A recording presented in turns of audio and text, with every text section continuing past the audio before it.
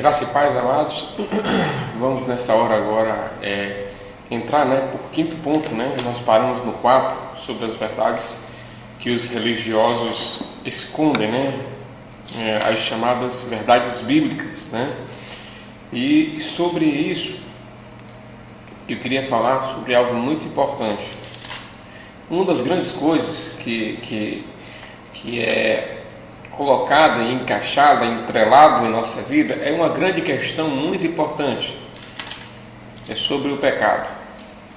Aí você deve dizer: Franco, lá vem você de novo com o pecado.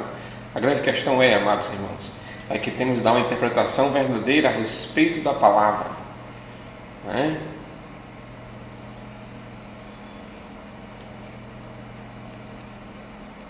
Lá em Romanos,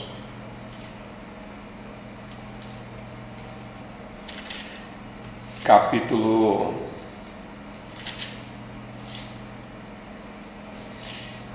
3,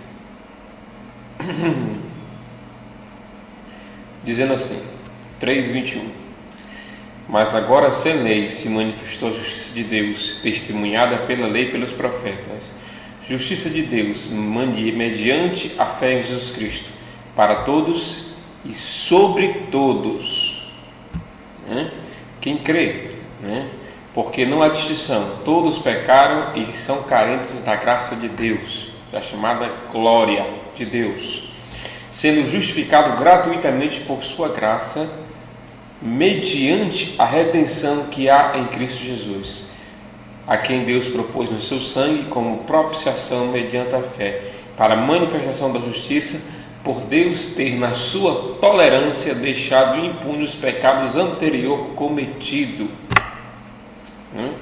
E mais na frente, como é maravilhoso,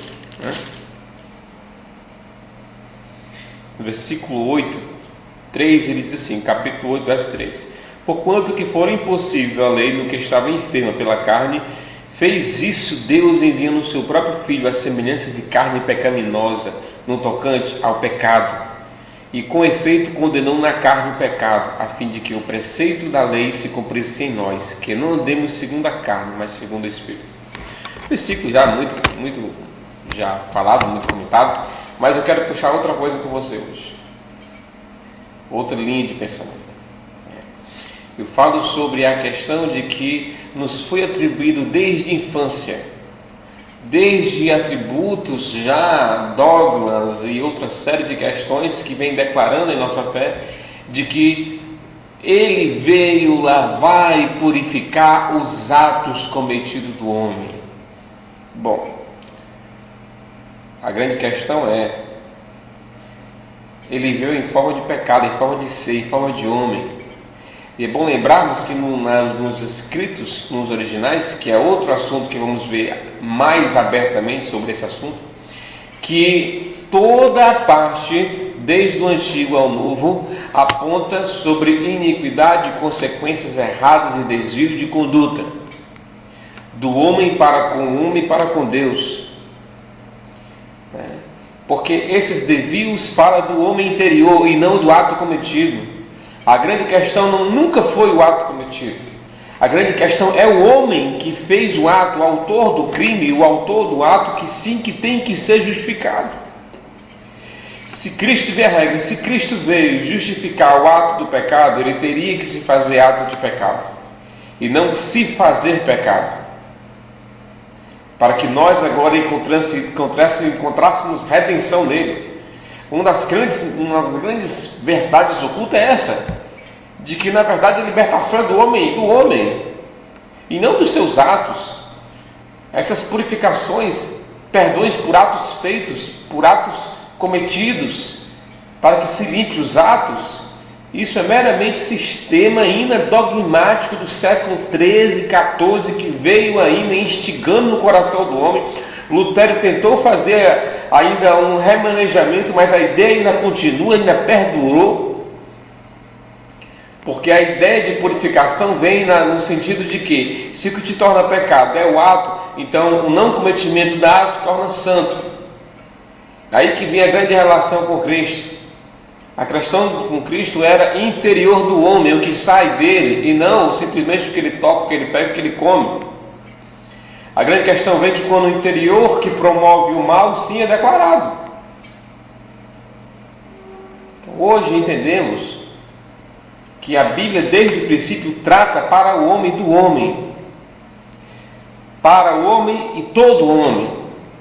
O pecado está e é o homem. O homem se tornou o pecado em si. Todo o seu desvio de conduta, pensamentos e erros se tornaram duvidosos e levados a fracasso. E a restauração, na verdade, não veio de purificação do meu mentido, do meu pecado, do meu falso agir, mas do homem interior que sou, que promove esses atos. Então a grande verdade é essa. A questão é interior. Quando ele lava e purifica e restaura o interior, as ações exteriores, que nada são, nada menos é do que a interpretação verdadeira do que é dentro. Então o que dentro é curado, saneado, limpo e lavado, começa a ser trabalhado pelo Espírito Santo, exteriormente vai ser trabalhado. Deus não trabalha purificando o pecado cometido. Deus trabalha no autor do pecado cometido. Essa é a verdade que tem que ser proclamada do Evangelho da Paz.